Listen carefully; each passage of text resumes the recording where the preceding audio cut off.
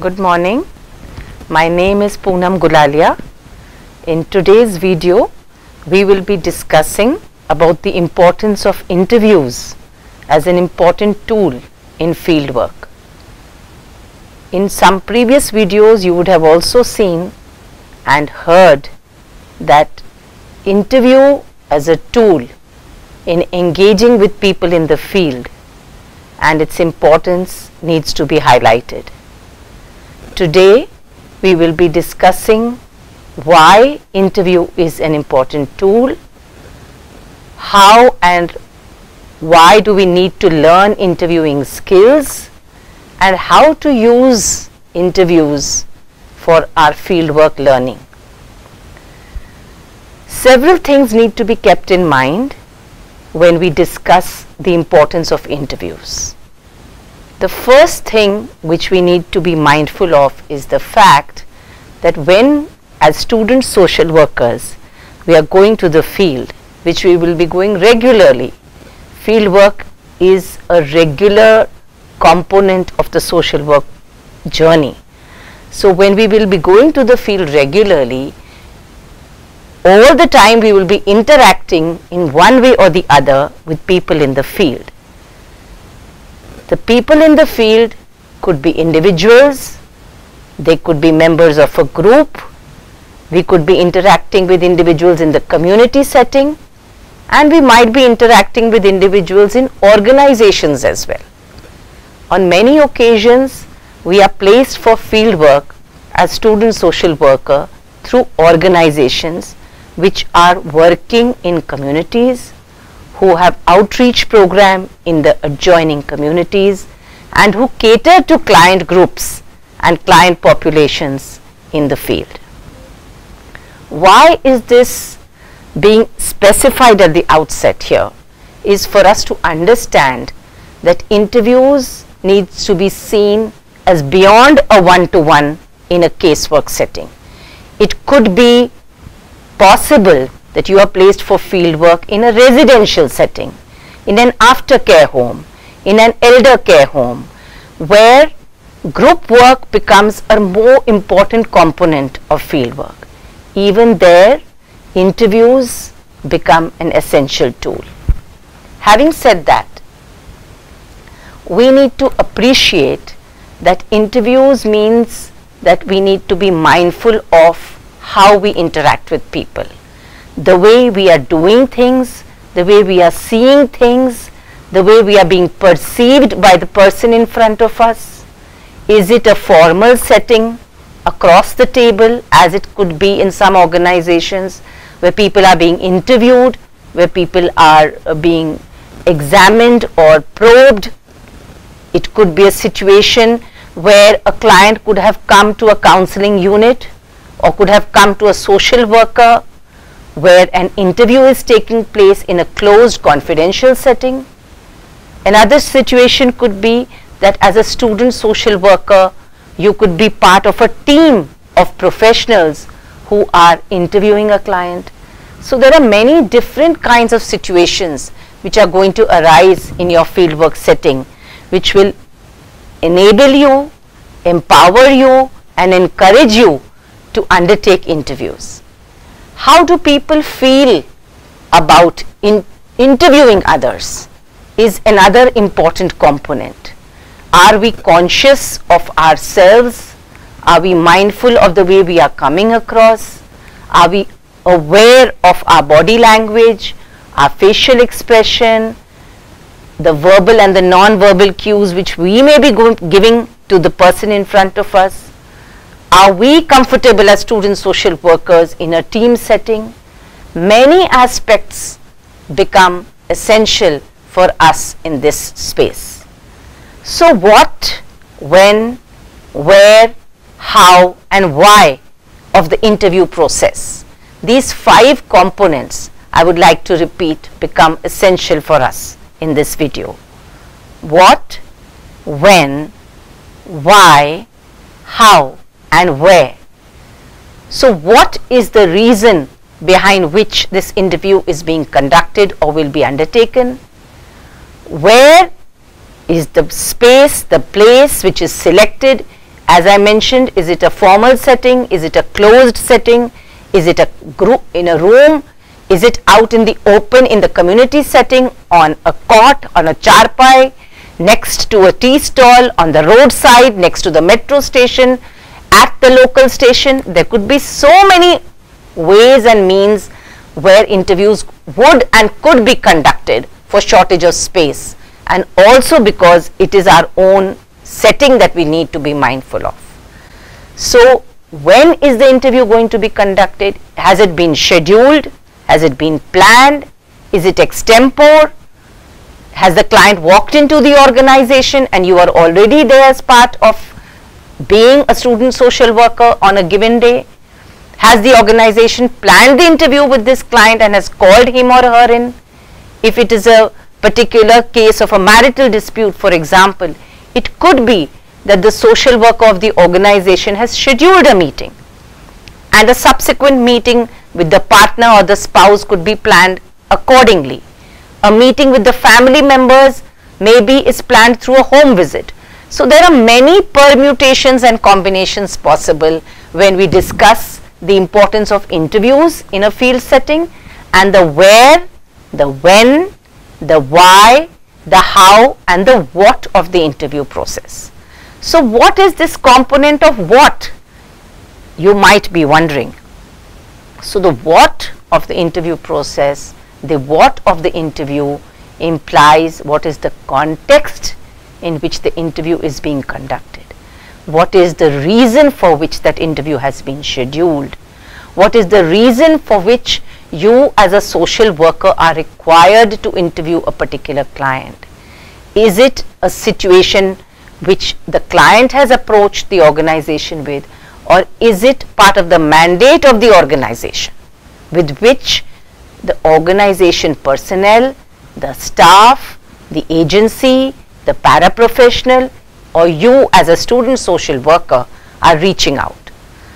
Take for example a situation where an organization is working with a particular community for several years.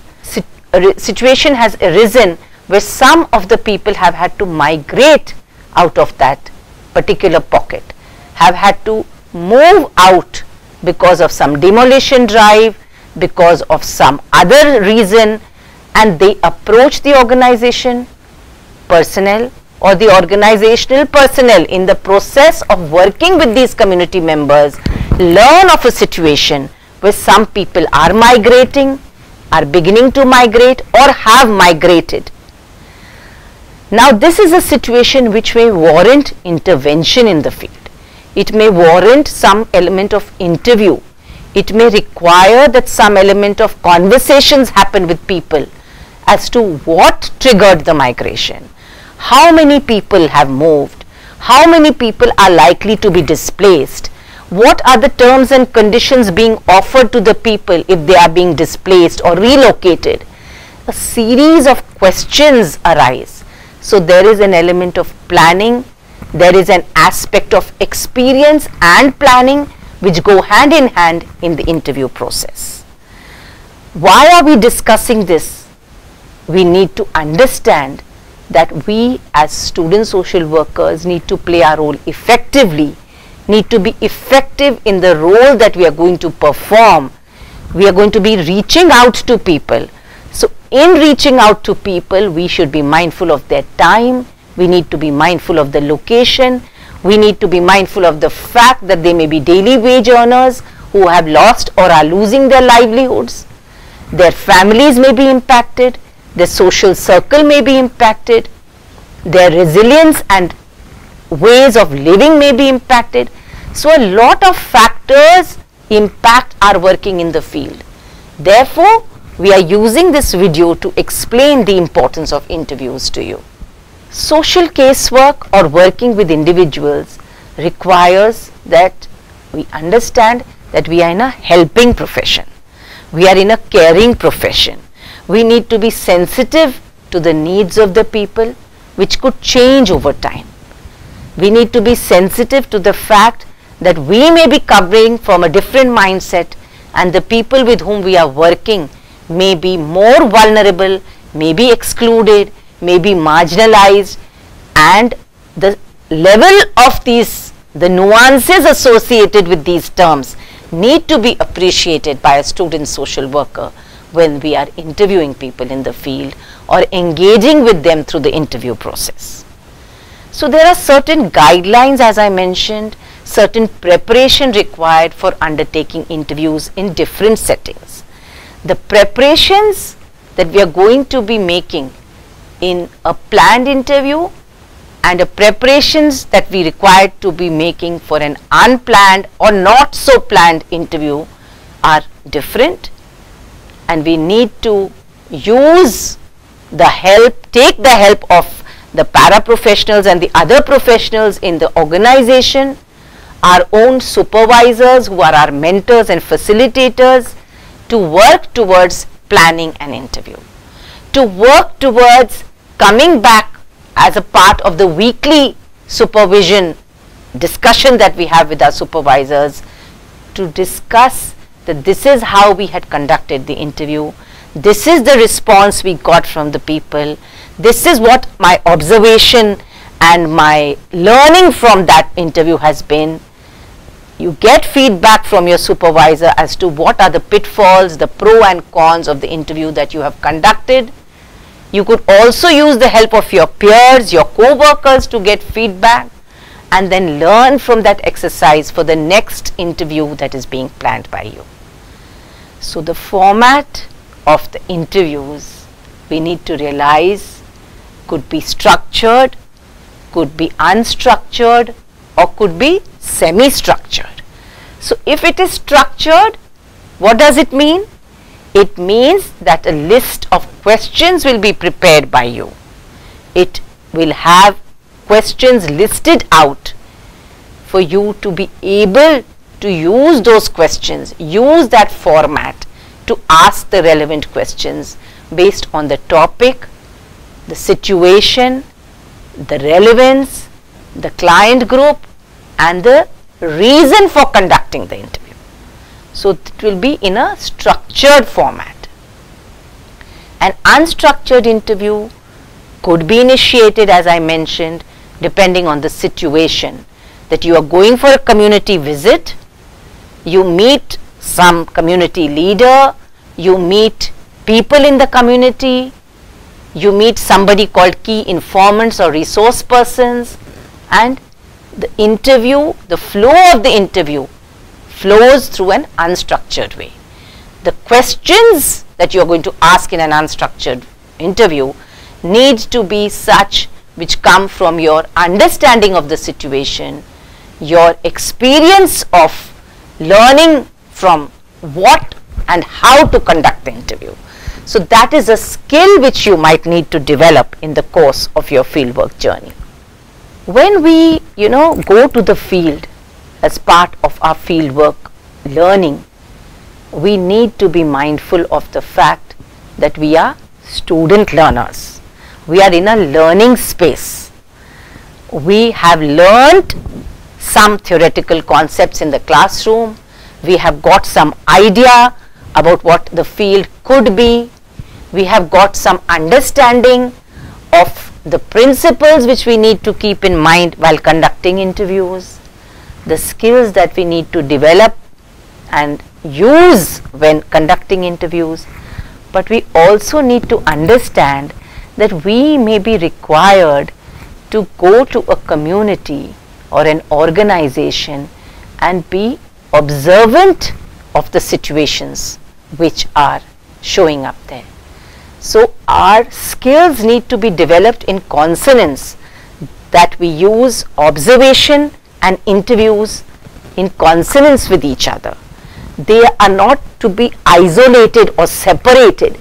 We might discuss it in the videos as separate and essential entities and essential tools for learning in the fieldwork journey, but in actualizing ourselves, in growing as a professional, we need to be mindful of use observation as a technique, observation as a tool, and supplement it with our interviewing skills.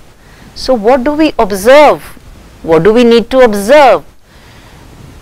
Sometimes you might find when we ask students that you need to observe, we are asked a counter question that what should I observe? What is there to observe?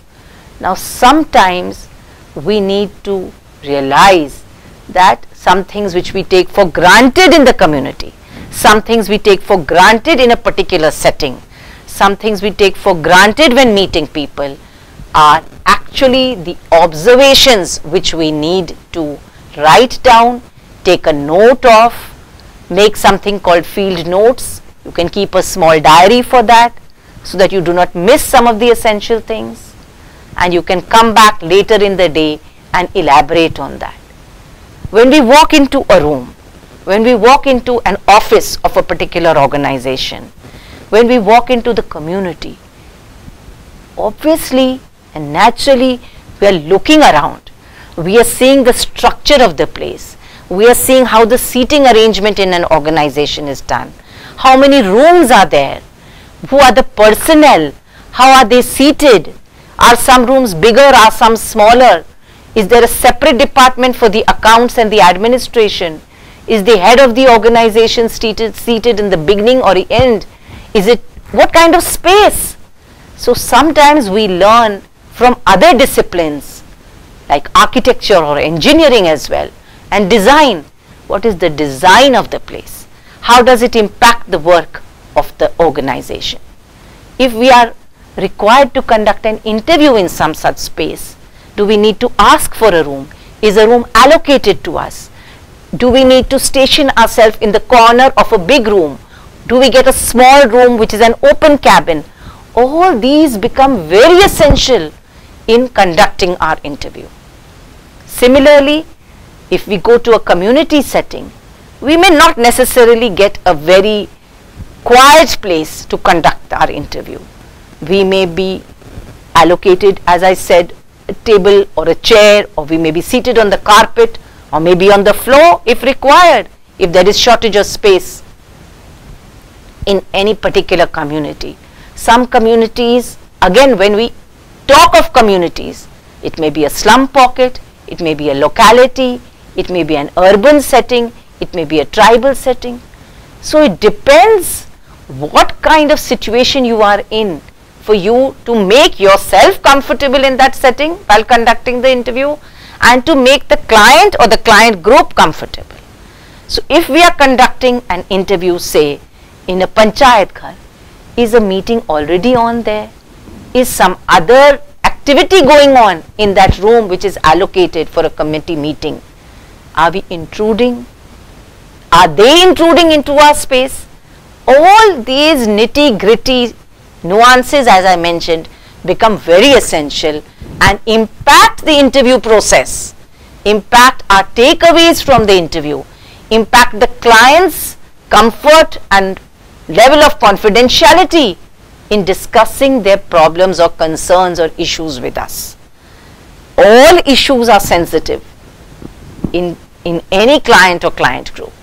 We cannot say that only some issues are sensitive issues and they need to be discussed and confidentiality needs to be maintained, or a non-judgmental approach needs to be there, or we need controlled emotional involvement. Some of the principles which we are taught in the classroom also get unpacked through the interview process.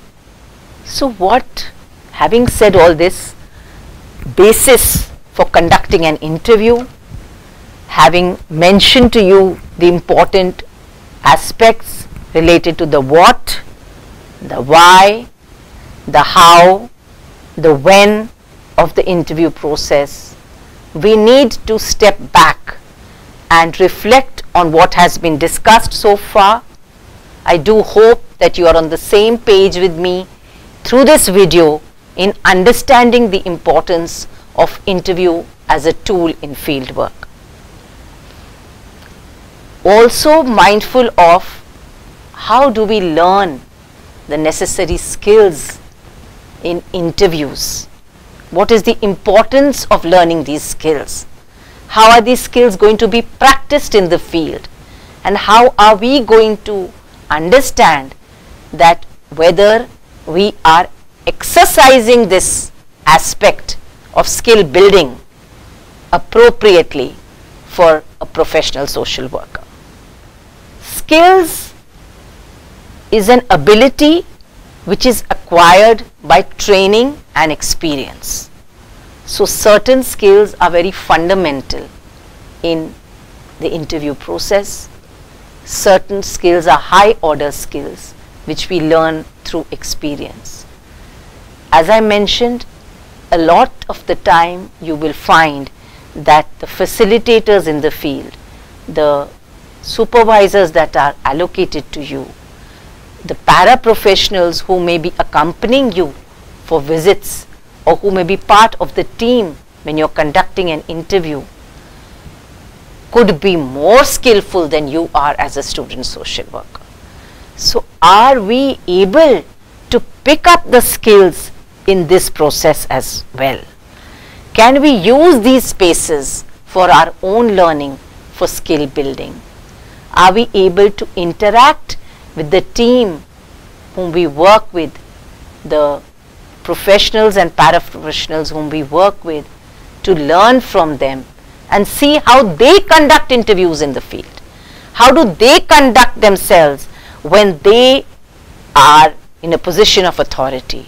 How do they conduct themselves in engaging with people in the field? Certain skills, as I mentioned, are core skills. Skills of relating with people. It is called rapport building, but it also includes building relationships. So if we are to conduct an interview, we need to initially build a relationship with the client or the client group. We just cannot land, be in the first week of our fieldwork and assume that we will take off. There is some preparation required, and the people who've been working in the field, who are seasoned workers, who are seasoned in their experience that they have gained, have learned many a time while on the job. So we as student social workers also would be required to learn while we are student social workers, by and by, step by step. How do we relate to people? What is it about people and engaging with them that we need to be careful of? In what state of mind, in what state and space does a client approach an organization? They could be stressed, they could be distressed, they could be anxious, they could be upset, they could be sad, there could be a range of emotions and situations which have impacted them, which have compelled them, which have required them to reach out for help. So reaching out by them will not necessarily be a space where you will be very comfortable in understanding the issue, in analyzing it, in interpreting it, and in providing a solution. There will be a journey with which you have to undertake with the client or the client group, and an interview is only one of the tip of the iceberg of that journey.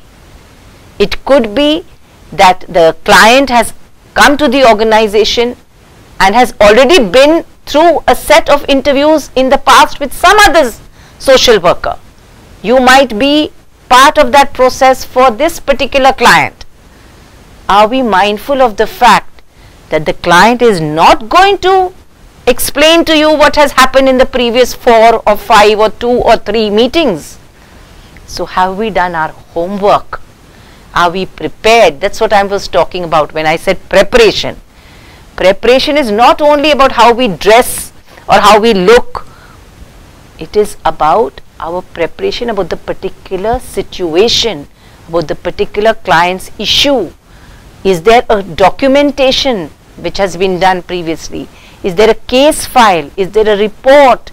Is there a record in the organization which you need to read up, which you need to discuss with others who are working in the organization, so that you are prepared for this day which the client has taken time out to visit and come to you? This really needs that we pause and think about our role as a social worker.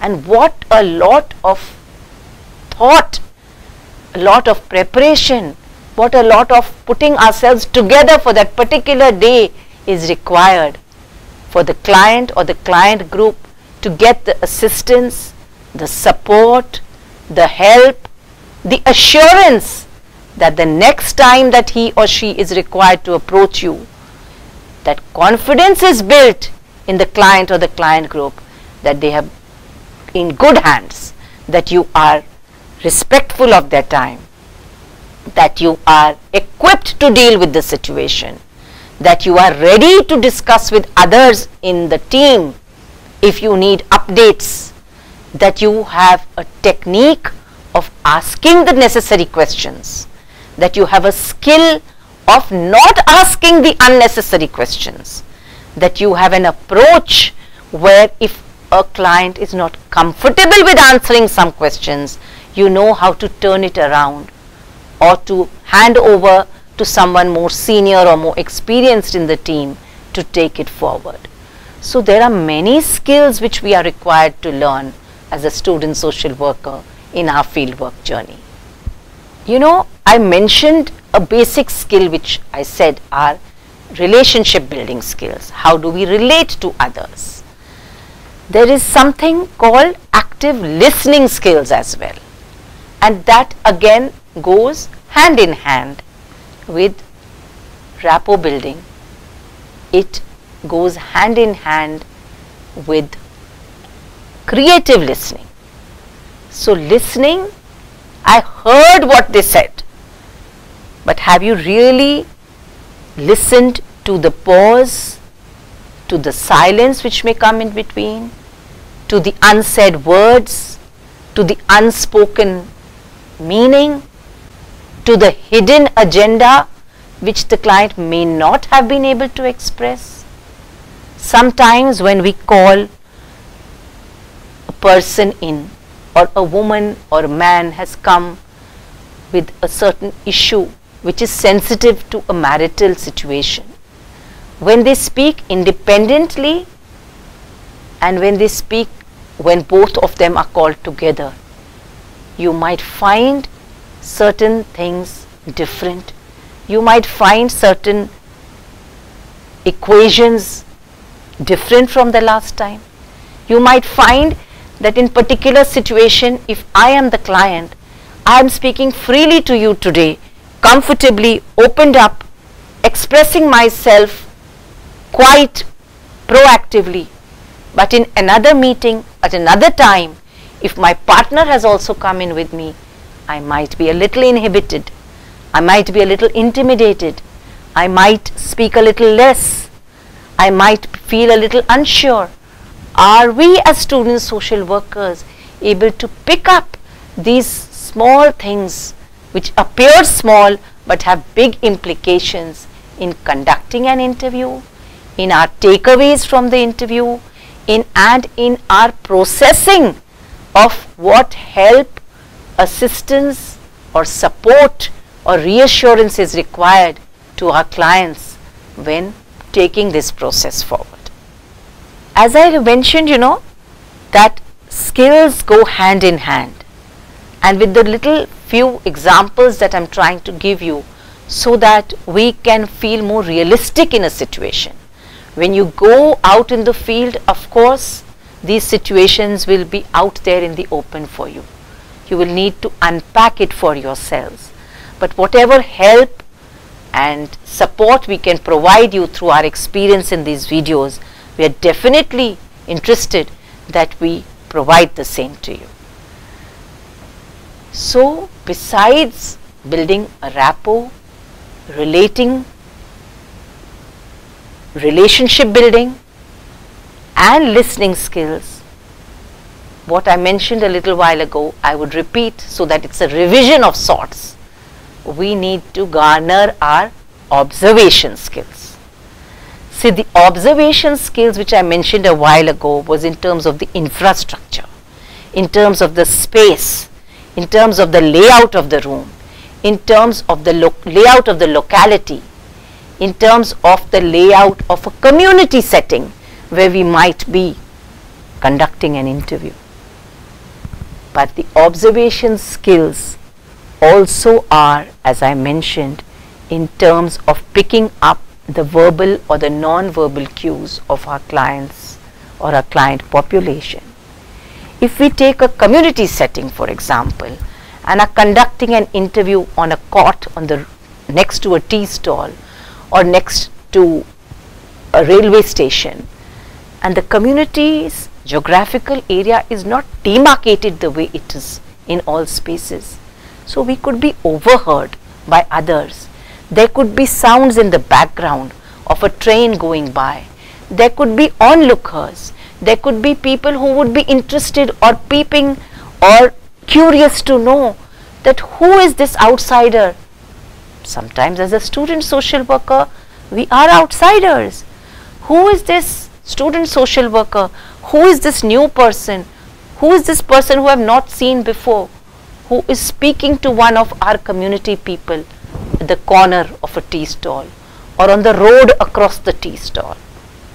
So, observation of you as a student social worker, observation of the client whom you are talking to, is he or she getting impacted by the observation of others in the vicinity?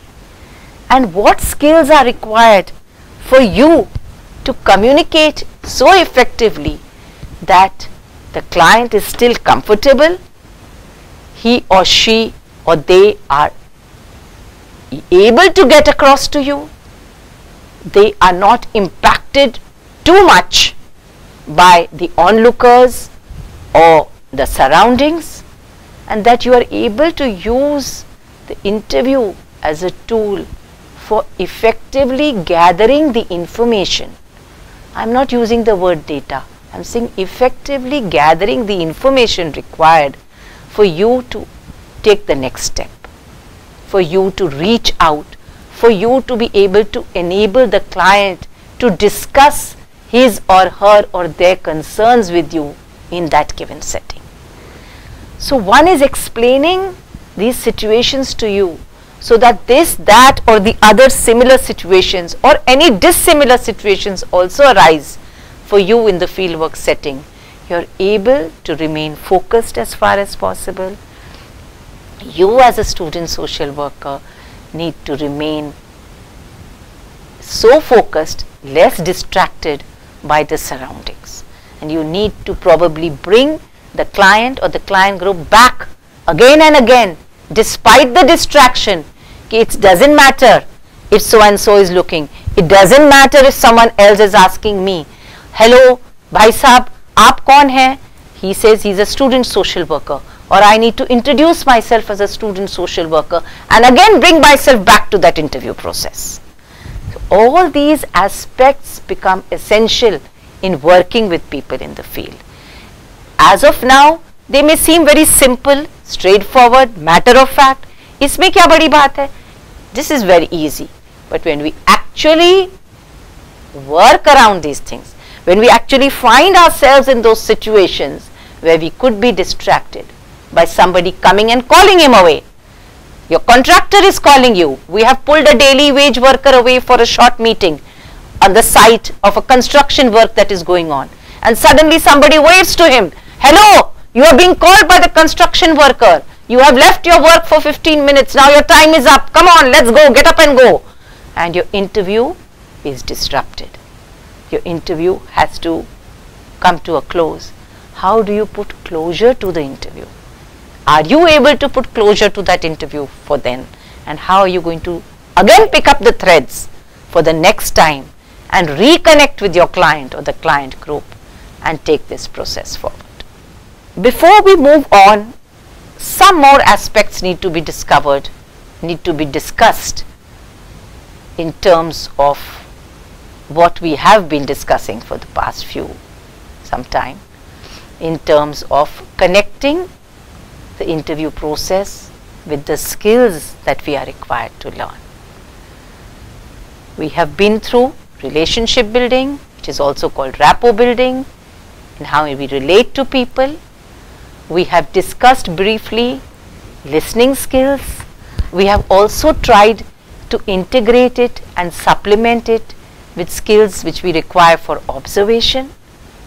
Now what we are going to come to is skills for assessment and analysis. What do we need to assess and analyze is something that we need to think through.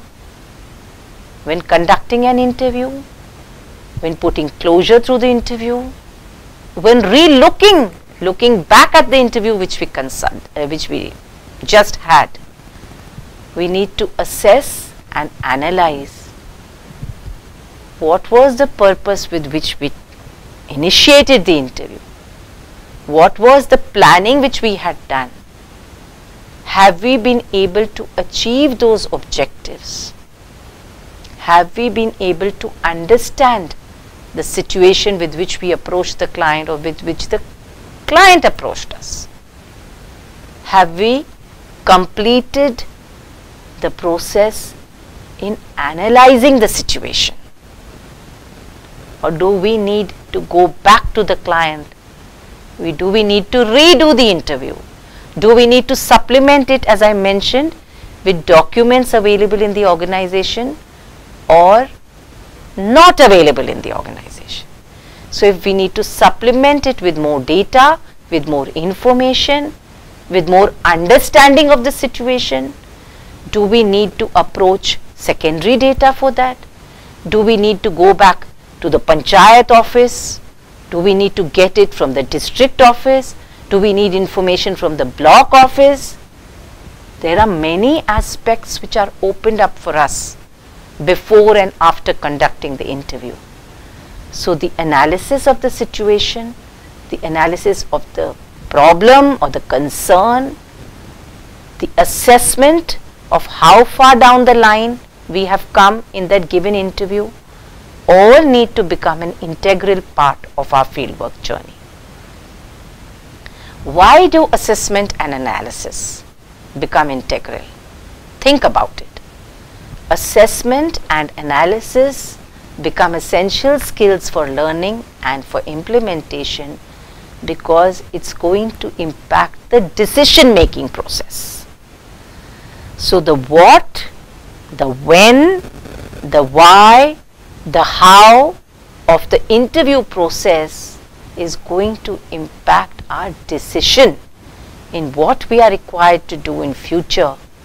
How are we going to help the client to arrive at a decision, to enable him or her to take this process forward, to find a solution to the problem or situation with which he or she is confronted with?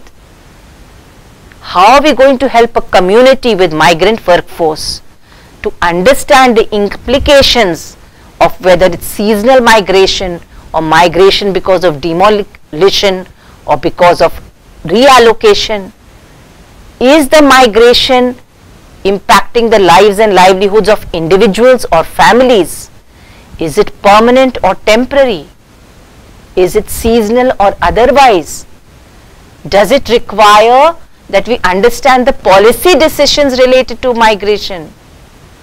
Do we need to study the migrant population of other communities in that city to arrive at a decision or an understanding of the problem with which we have been confronted or which we are trying to address? So assessment, analysis and decision making are three very important aspects for skill building and for enabling us to become a thorough professional. I would like to bring this video to a close here and remind you that it would be good if you could supplement some of the learning which you have taken through this video through reading case studies, through understanding situations, through discussions with your supervisors and mentors in the field, through understanding how organizations work, through understanding how a student social worker needs to approach the field and learn from the field besides contributing in the process. Thank you so much for listening carefully, and one does hope that you will use this video effectively in your fieldwork journey. We wish you all the best and we hope to see you again. Thank you so much. Namaskar.